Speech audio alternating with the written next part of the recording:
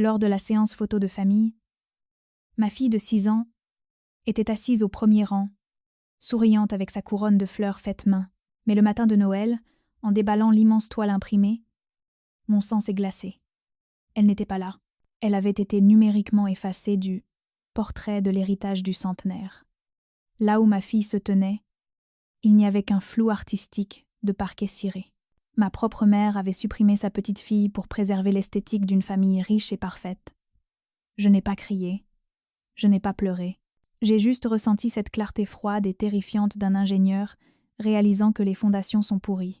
Laissez un commentaire pour me dire d'où vous écoutez cette histoire et quelle heure il est chez vous.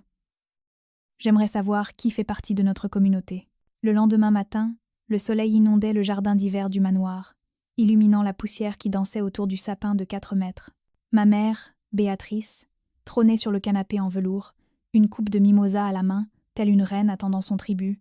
Ma sœur Chloé était déjà perchée sur la coudoir, sa ring light parfaitement positionnée, en train de diffuser en direct l'unboxing d'un sac Chanel vintage que mon père avait acheté à crédit. On aurait dit une page de magazine prenant vie. Parfait, lissé, et complètement pourri de l'intérieur. Je suis entrée, tenant une unique et lourde enveloppe couleur crème. Je n'ai pas fait de courbettes, je n'ai pas tendu la joue pour la bise, j'ai simplement tendu l'enveloppe à ma mère.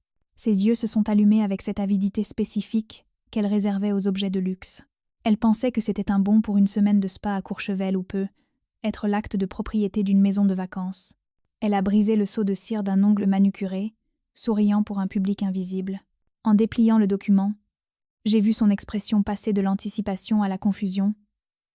Et enfin, au choc absolu, livide. Ce n'était pas un cadeau, c'était un avis d'expulsion par huissier. Vous avez 30 jours pour quitter les lieux, ai-je dit, ma voix stable et dépourvue de l'incertitude tremblante que j'avais autrefois. Et Chloé, si tu vérifies ton application bancaire, tu verras que ton accès au fonds familial a été révoqué avec effet immédiat. Le silence qui a suivi coûtait cher. C'était le bruit d'une dynastie qui s'effondre. J'ai regardé Chloé, figée la bouche ouverte, et pour la première fois, je n'ai pas ressenti de jalousie. Je l'ai analysée. En sociologie, on appelle ça la dynamique de l'enfant roi. L'enfant roi n'est pas vraiment aimé. Il est consommé. Il est l'avatar de la famille, projeté au monde pour prouver la réussite des parents. Chloé a été élevée pour être un ornement brillante, creuse et totalement dépendante de la validation extérieure. Moi, en revanche, j'étais le bouc émissaire, j'étais l'utilitaire. Mon rôle n'était pas de briller, c'était de fonctionner. J'étais l'outil qu'on gardait dans le noir jusqu'à ce que quelque chose ait besoin d'être réparé. Et j'avais tout réparé. J'ai regardé par les baies vitrées vers les vastes jardins d'hiver. Il y a 5 ans, ces jardins étaient un bourbier. C'est moi, l'architecte paysagiste, qui ai conçu les systèmes de drainage, restauré les pergolas historiques et sélectionné les espèces rares qui ont augmenté la valeur du domaine de 3 millions d'euros. J'ai fait ce travail de mes propres mains, à genoux dans la terre, tout en vivant dans l'annexe non rénovée à 50 mètres de là, un logement de domestique au courant d'air incessant, avec une plomberie qui hurlait dès qu'on ouvrait le robinet. Ils vivaient dans le luxe grâce à mon labeur. Ils maintenaient leur image grâce à ma sueur.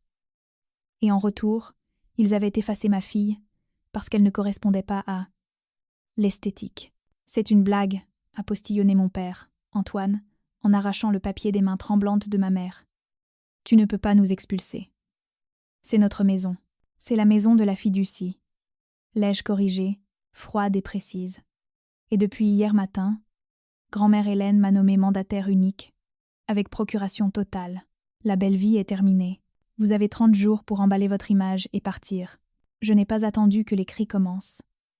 Je n'avais pas besoin d'entendre leurs excuses. J'ai tourné les talons, et je suis sortie, les laissant dans ce beau manoir froid qui ne leur appartenait plus. La transaction était terminée. L'addition était enfin arrivée. Ils n'ont pas fait leur carton. Évidemment. Au lieu de cela, ils ont lancé une campagne de déni si agressive qu'elle frisait le délire. Mon père m'a poursuivi dans le couloir, le visage masqué par une inquiétude condescendante. « Elle est confuse, Sophie. » Hâté, il dit, sa voix tombant dans ce murmure conspirateur qu'il utilisait pour négocier une mauvaise affaire. « Maman n'a pas été lucide depuis des mois. Tous les size, quel que soit le papier qu'elle a signé, Ça ne tiendra pas devant un tribunal. Tu profites de la démence d'une vieille dame. Je n'ai pas ralenti. Je n'ai pas argumenté. Je connaissais la vérité. Ils avaient besoin qu'elle soit sénile. Si elle était sénile, ils étaient des soignants dévoués. Si elle était lucide, ils étaient des parasites. Je suis allée directement à la bibliothèque dans l'aile est. Les lourdes portes en chêne étaient fermées, bloquant l'hystérie de la maison principale. Je les ai poussées. Grand-mère Hélène était assise dans son fauteuil à oreilles près du feu, un recueil de poésie sur les genoux. Elle ne bavait pas, elle ne regardait pas le mur d'un air vide. Elle était vêtue de soie, ses cheveux argentés relevés dans le chignon banane que je l'avais aidée à faire ce matin-là. Quand elle m'a vue, ses yeux vifs, bleus et terriblement intelligents se sont ancrés dans les miens. « Est-ce qu'ils ont crié ?» a-t-elle demandé. Sa voix était claire, vive comme l'air d'automne. « Ils crient maintenant », ai-je répondu en m'asseyant sur le pouf à ses pieds. Elle a souri. Un petit rictus dangereux au coin des lèvres. Bien, c'était la partie que mes parents n'ont jamais comprise. Ils voyaient Hélène comme un actif en dépréciation, un portefeuille boursier qui respire. Ils embauchaient des infirmières pour gérer le quotidien et ne lui rendaient visite que lorsqu'ils avaient besoin d'une signature. Ils la traitaient comme si elle était déjà un fantôme hantant sa propre maison. Mais moi, je voyais la femme, ces 3 dernières années, pendant que Chloé faisait la fête à Dubaï et que mes parents organisaient des galas, je passais mes soirées ici. Je ne faisais pas de réseautage. Je lui brossais les cheveux. Ça a commencé par nécessité, l'infirmière de nuit était en retard, mais c'est devenu notre rituel. 100 coups de brosse, chaque soir. Dans le silence de ces soirées, un lien invisible s'est forgé. Ce n'était pas une transaction. Je ne voulais pas son argent. Je voulais son histoire. J'écoutais comment elle avait bâti ce domaine à partir de rien, après la mort de mon grand-père, comment elle avait navigué dans des conseils d'administration pleins d'hommes qui la pensaient décorative. Je respectais l'architecte, pas l'héritage. Il pense que je t'ai manipulé, lui ai-je dit doucement, posant ma main sur son genou. Il pense que tout le monde est comme eux, a-t-elle rétorqué, plaçant sa main sur la mienne. Sa peau était fine comme du papier, mais sa poigne était de fer. Ils pensent que l'amour est une négociation. Ils ne comprennent pas que la loyauté se gagne dans les moments calmes. Elle ne s'achète pas avec de grands gestes. Elle a attrapé sa canne appuyée contre son fauteuil. J'ai entendu ton père au téléphone. Il appelle le docteur Mercier. Il veut une expertise psychiatrique. Laisse-le appeler, ai-je dit. Nous avons le rapport du neurologue de la semaine dernière. Tes scores cognitifs sont plus élevés que les siens. Hélène a eu un petit rire sec. J'ai bâti cette dynastie, Sophie. Et je ne les laisserai pas la transformer en décor pour la vanité de ta sœur. Tu es la seule à m'avoir demandé ce que je voulais. Tu es la seule à m'avoir regardée et à avoir vu une personne. Elle a serré ma main. Tiens bon, ma chère. La tempête arrive, mais nous avons construit cette maison pour durer. Je l'ai regardée, cette femme féroce et brillante qui avait été écartée par son propre fils, et j'ai su que nous ne nous battions pas juste pour une maison. Nous nous battions pour la dignité. Ils avaient effacé ma fille d'une photo, mais ils avaient essayé d'effacer Hélène de sa propre vie. Et maintenant, les fantômes contre-attaquaient. Le délai de 30 jours n'a pas abouti à des cartons. Il a abouti à un siège. Mes parents n'ont pas emballé un seul vase. Au lieu de cela, ils se sont retranchés, fortifiant leur position avec les seules armes qu'ils savaient utiliser. La culpabilité et la manipulation psychologique. Ma mère, Béatrice, m'a coincée dans la cuisine le lendemain matin. Elle ne portait pas sa robe de chambre en soie habituelle. Elle était vêtue d'un blazer strict, son armure de gestion de crise. Nous devons parler de ton état mental, Sophie, a-t-elle dit, sa voix dégoulinante d'une sorte d'inquiétude empoisonnée. Elle s'est versée du café, agissant comme si l'avis d'expulsion n'était qu'un symptôme de mon hystérie. Ton père et moi sommes inquiets. Tu as trop travaillé dans la terre. Ça t'a rendu instable. Je n'ai pas levé les yeux de ma tablette. Je passais en revue les factures de chauffage du domaine qu'il n'avait pas payées depuis 4 mois. Je ne suis pas instable, maman. Je suis la propriétaire. Tu es jalouse, a-t-elle claqué, le masque glissant. Tu as toujours été jalouse de Chloé. C'est ça le problème. Tu ne supportes pas que ce soit elle qui brille, alors tu essaies de brûler la maison pour attirer l'attention. C'est pathétique, vraiment. Nous ne partirons pas à cause de ton petit caprice. Je l'ai regardé alors. Vraiment regardé. Pendant des années, ce mot jalouse avait été une laisse. C'est comme ça qu'il me gardait dans le rang. Si je demandais de les quitter, j'étais jalouse. Si je demandais de la reconnaissance, j'étais mesquine. Mais en la regardant maintenant, debout dans une cuisine qu'elle ne pouvait pas s'offrir, buvant du café payé par un fonds qu'elle avait escroqué, la laisse à casser. Je ne suis pas jalouse, ai-je dit, ma voix calme et basse. Je suis solvable. Il y a une différence. Elle a tressailli comme si je l'avais giflée. Dans le salon, Chloé lançait une offensive différente. Elle était recroquevillée sur le rebord de la fenêtre, son téléphone appuyé contre la vitre, filmant une story pour ses 2 millions d'abonnés. Elle ne portait pas de maquillage. Elle s'était forcée à avoir les larmes aux yeux. « Les amis, je ne partage pas ce genre de choses d'habitude », chuchotait-elle à la caméra, la voix tremblante d'une vulnérabilité répétée. « Mais s'il vous plaît, priez pour ma famille. Nous vivons une situation vraiment toxique. Certaines personnes ne supportent pas de voir les autres heureux. C'est effrayant quand la famille se retourne contre vous. » Elle ne m'a pas nommée. Elle n'en avait pas besoin. Elle peignait un récit où elle était la victime d'une sœur dérangée. Elle transformait son audience en arme contre la vérité. C'était un lynchage numérique en préparation. Mais la véritable escalade est venue de mon père. Antoine a marché dans la pièce, le visage rouge, téléphone en main. Il avait réalisé que la manipulation émotionnelle ne fonctionnait pas. Je ne pleurais pas. Je ne m'excusais pas. Je ne redevenais pas la fille obéissante.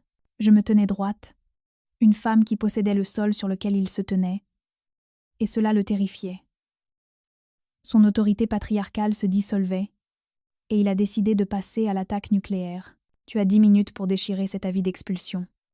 A-t-il grogné, envahissant mon espace personnel, utilisant sa taille pour m'intimider. Ou je passe l'appel. Je n'ai pas reculé. Passe l'appel. Antoine. Il a ricané, tapotant l'écran. Tu te crois intelligente? Tu penses pouvoir me voler ma mère? J'appelle les services sociaux. Et la police. Va-se, aïe Edith. Je vais leur dire que tu l'as isolée, a-t-il crié, sa voix résonnant sur les hauts plafonds. Je vais leur dire que tu forces une femme atteinte de démence à signer des documents légaux. Tu sais ce qui se passe ensuite, Sophie? Il la place sous tutelle de l'État. Il t'arrête pour abus de faiblesse sur personne vulnérable. Et il place ta fille en foyer le temps de tirer ça au clair. C'était une menace monstrueuse. Il était prêt à traumatiser sa propre mère et sa petite fille juste pour garder son manoir gratuit. Il a porté le téléphone à son oreille, ses yeux verrouillés sur les miens, me mettant au défi de plier. Oui, c'est une urgence. Je dois signaler un cas grave de maltraitance sur personne âgée. Ma fille. Elle est dangereuse. Il mentait avec l'aisance d'un homme qui n'avait jamais affronté de conséquences de sa vie. Il leur a donné mon nom. Il leur a donné l'adresse. Il a peint le tableau d'une femme instable et violente retenant une vieille dame sénile en otage. 20 minutes plus tard, le gravier de l'allée crissait sous des pneus lourds. Des gyrophares bleus et rouges flashaient contre les baies vitrées, tachant les murs blancs parfaits des couleurs d'une scène de crime. Ma mère a eu un sourire en coin, croisant les bras. « Tu aurais dû rester à ta place, Sophie. » J'ai marché vers la porte d'entrée. Je ne tremblais pas. J'ai regardé ma montre. Ils avaient joué leur dernière carte. Maintenant, il était temps de leur montrer le jeu complet. Le hall d'entrée était un chaos, mais un chaos contrôlé, bureaucratique, qui me terrifiait plus que n'importe quel cri. 2 policiers en uniforme se tenaient près de la porte, mains près de leur ceinture, tandis qu'une femme en tailleur beige, l'assistante sociale, entrait avec un porte-bloc qui ressemblait à une arme. « Madame, éloignez-vous de la personne âgée », a ordonné le plus grand policier, bien que grand-mère Hélène ne soit même pas encore dans la pièce. Il me regardait. « Je n'ai rien fait », ai-je dit, gardant mes mains visibles. « Nous allons tirer ça au clair », a dit l'assistante sociale, sa voix brusque et dénuée d'empathie. « Pour l'instant, nous devons séparer les parties. Madame et monsieur, restez au salon s'il vous plaît. Sophie, vous venez avec nous à la cuisine. » Puis est arrivé le moment qui a failli me briser. Un autre officier s'est dirigé vers l'escalier où Léa était assise, agrippant la rampe, les yeux écarquillés de confusion. « Nous allons devoir sécuriser l'enfant jusqu'à ce que nous puissions déterminer la sécurité de l'environnement. » « Non. » J'ai avancé, bloquant son chemin. L'air dans la pièce s'est raréfié instantanément. « Ne touchez pas à ma fille.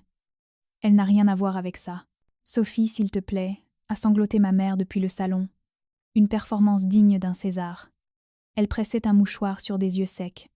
Ne rends pas les choses plus difficiles pour Léa. Laisse les officiers faire leur travail.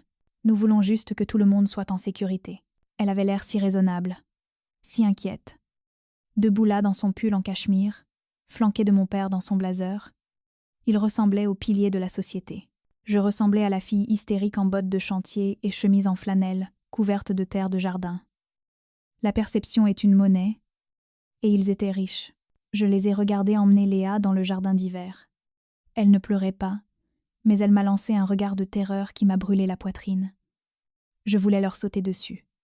Je voulais hurler, mais je savais que toute manifestation d'émotion ne ferait que confirmer leur récit. Instable. Dangereuse. Alors je me suis transformée en pierre. Dans la cuisine, l'interrogatoire a commencé. L'assistante sociale s'est assise en face de moi, stylo planant sur ses formulaires. « Votre père allègue que vous avez isolé Hélène de sa famille », a-t-elle déclaré. « Que vous avez restreint leur accès à elle. »« Je n'ai pas restreint l'accès », ai-je répondu, ma voix plate. Ils ont arrêté de venir. Ils ne l'ont pas vue depuis 3 mois, sauf s'ils avaient besoin de faire signer un chèque. Demandez aux infirmières de nuit. J'ai les registres. Il prétend aussi que vous l'avez contrainte à signer des documents juridiques alors qu'elle était en état de déclin cognitif. Elle n'est pas en déclin. Elle est plus vive que n'importe qui dans cette maison. L'assistante sociale a soupiré, tapotant son stylo. Mademoiselle, nous avons des rapports de comportement agressif, d'exploitation financière, compte tenu de la gravité des accusations. Elle a jeté un coup d'œil vers le salon où mes parents murmuraient avec les officiers, ressemblant à s'y méprendre à des victimes d'une tragédie. Nous pourrions devoir placer Hélène sous protection d'urgence pendant que nous enquêtons. Et vu votre volatilité actuelle, nous devrons être trouver un placement temporaire pour votre fille. Mon monde a basculé. Ils le faisaient vraiment. Ils allaient démanteler ma vie en utilisant le système même conçu pour protéger les gens. Mon père se tenait dans l'encadrement de la porte, un petit sourire suffisant jouant sur ses lèvres. Il avait gagné. Il connaissait le système mieux que moi. C'est pour le mieux, Sophie, a-t-il dit doucement. Tu as besoin d'aide. Juste au moment où l'officier attrapait ses menottes, un son a coupé l'attention. Ce n'était pas un cri. C'était le tap-tap-tap rythmé et délibéré d'une canne sur le parquet. Les portes de la bibliothèque se sont ouvertes à la volée. Grand-mère Hélène ne ressemblait pas à une victime. Elle n'était pas dans son fauteuil roulant. Elle se tenait droite, vêtue d'un tailleur bleu marine structuré que je ne lui avais pas vu porter depuis des années. Elle est entrée dans le hall avec une cadence lente et royale qui a commandé un silence absolu. Ses yeux ont balayé la police, l'assistante sociale, et se sont finalement posés sur mon père. « Officier », a-t-elle dit, sa voix projetant avec la clarté d'une cloche d'église. « Je voudrais signaler un trouble à l'ordre public à mon domicile. »« Madame ?» L'assistante sociale s'est levée, confuse. « On nous a dit que vous étiez incapable. Je vous assure que je ne le suis pas, » a dit Hélène, s'interposant entre moi et la police. Elle a regardé mon père, son regard foudroyant. Mon fils semble avoir confondu démence et désobéissance. Je ne suis pas confuse. Je ne suis pas contrainte. Et je ne suis certainement pas une victime de ma petite fille. Elle a sorti un document plié de sa poche et l'a claqué sur l'îlot central de la cuisine. J'ai appelé mon avocat moi-même, a-t-elle déclaré. Fixant l'agent des services sociaux, Sophie ne m'a forcé à rien faire. En fait, elle est la seule raison pour laquelle cette maison ne s'est pas effondrée sous le poids de l'incompétence de mon fils. Maintenant, sortez de ma cuisine avant que je ne poursuive votre département pour harcèlement. Le silence qui a suivi n'était pas cher. Il n'avait pas de prix. Maître Delorme, l'avocat de la famille qui gérait le domaine depuis avant ma naissance, est sorti de l'ombre de la bibliothèque. Il tenait un dossier en cuir comme s'il s'agissait d'une arme chargée. « Messieurs les officiers », a-t-il dit. Sa voix douce et terriblement calme. « Je représente Madame Hélène, et j'ai la documentation pour prouver que l'appel que vous avez reçu aujourd'hui était une tentative frauduleuse d'entrave à la justice. » Le visage de mon père est devenu gris. Il connaissait Delorme. Il savait que Delorme ne bluffait pas. « C'est une affaire de famille, Delorme », a sifflé mon père, essayant de reprendre le contrôle. « Restez en dehors de ça. C'est cessé d'être une affaire de famille au moment où vous avez composé le 17 pour couvrir un crime, » a répondu Delorme. Il a ouvert le dossier sur l'îlot, juste à côté de l'endroit où l'assistante sociale m'interrogeait. Il a étalé 3 documents. Un relevé de virement bancaire, une autorisation de liquidation d'assurance vie et un rapport d'analyse graphologique. Pendant des années, Madame croyait que la baisse de ses comptes était due aux fluctuations du marché, a expliqué Delorme aux policiers, ignorant totalement mes parents. Mais grâce à la diligence de Sophie lors de ses rénovations, nous avons trouvé les registres cachés dans les archives de l'annexe. Plus précisément, la liquidation de 200 000 € d'obligations en octobre dernier. Il a pointé un doigt manucuré au bas du formulaire d'autorisation. Ceci est censé être la signature d'Hélène. Ce n'est pas le cas. Tous les yeux se sont tournés vers Chloé. Elle se ratatinait contre le réfrigérateur, le reflet de la ring light encore visible dans ses yeux terrifiés. C'était une avance. A-t-elle hurlé, sa voix se brisant. Maman a dit que je pouvais l'avoir. Pour l'apport de l'appartement. C'était une avance sur héritage. Je n'ai autorisé aucune chose de ce genre, a dit Hélène, sa voix tranchant l'hystérie. Et la fiducie non plus. Tu as imité ma signature, Chloé. Et Antoine. Béatrice, vous avez contresigné comme témoin. L'air a quitté la pièce. Ce n'était pas juste moi prenant ma revanche pour une photo. Ce n'était pas une dispute mesquine. C'était du vol aggravé, de la fraude, de l'abus de faiblesse, le tiercé gagnant de la criminalité en col blanc. Le plus grand officier, celui qui m'avait regardé avec tant de suspicion 10 minutes plus tôt, a changé de posture. Il a posé sa main près de sa ceinture. Mais cette fois, il faisait face à mon père. La dynamique dans la pièce s'est inversée si violemment que j'en ai presque eu le vertige. « Monsieur », a dit l'officier, son ton descendant d'une octave. « Est-ce vrai ? Nous protégions les actifs », a lâché ma mère, s'incriminant instantanément. Hélène n'utilise pas l'argent. Chloé avait besoin de se lancer. Nous allions rembourser.